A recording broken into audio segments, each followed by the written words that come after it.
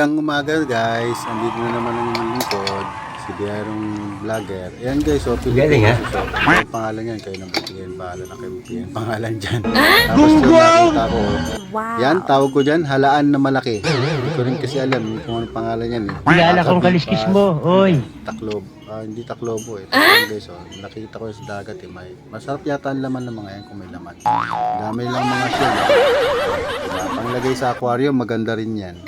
Diba? Tapos may mga, yan, kutsara tinidor, laki pan-display yan, diba? Tapos ito pa. Bahala ka sa buhay mo. Dami.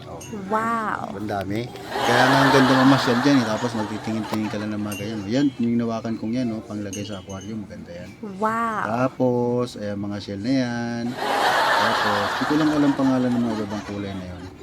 Kasi mga, tapos, ganun, parang napansin ko to dati, yung sandok na yan, yung parang napasyal yata ako sa bahay ni Jose Rizal sa Calamba, Laguna. Parang may napansin akong ganyan. Parang Galing ha? talaga ng Pilipino.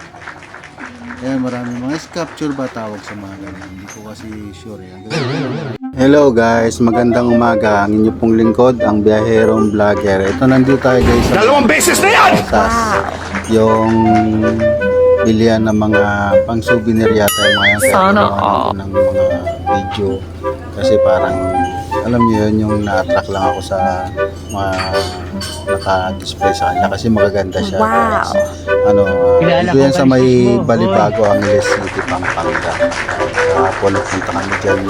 Hapon na yan, mga siguro past 3. Nagbabalot kasi kami ng ipapadala. Wow. Kaya dyan kami tinatapos na ako sa mga nakita kong yan. Ang dami. Tapos parang alam mo yan, yung parang gusto kong bumili kaya lang medyo may price sila. Pero okay lang naman, kaya lang sa ngayon kasi tulad yung mga shell na yan, sa ngayon kasi hindi man natin kailangan pa kasi hindi pa naman tayo nakakalipat ng bahay. Kaya ayan guys, pakita ko lang sa inyo, baka may mga taga Pampanga na gusto mamili ng mga souvenir, kaya meron sila dito ang dami. Kaya dito mga Galing ha? tanghali guys, ito na naman po ang inyong lingkod. Siyempre, ang Biyaherong Vlogger. Ginagawa mo! Nakita ko lang yung mga sombrero guys, diba ang ganda tignan. Tapos may mga arnis pa. Kaya yung mga estudyante na gustong bumili ng mga arnis, yung sa mga piinla, ayan, nandiyan dyan po marami dyan. Tapos yan mga bago, nakaka-proud. Alam mo yung pamugawa ng Pilipino, diba? So proud kasi Pilipino ako. Parang pag pinapansin ko nga yan kahapon, titignan ko, parang ang hirap niyang gawin, di ba? Yung pagkakasulsi ba ang tawag sa ganyan? Tulohin mo yan! Hirap. Tapos, Ginusto mo yan eh. ganda. Yung proud ka kasi yung kapwa Pilipino, di ba? Nakakapag-create ng ganyan, di ba? Galing ha? Kasi, di ba? Alam ko gawang Pilipino yung mga yan eh. Kaya, so proud talaga. Proud talaga. Kasi, di ba? Kaya yan, yung mga bilihan ng mga bag na ganyan. Wow. Pag nakikita ko, namamangha talaga ako. Tapos yung mga nasa ibabaw na yan, guys.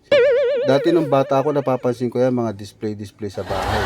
Galing ha? Naalala ko nung bata ako. Kilala mga kong display kaliskis yan. mo, oy.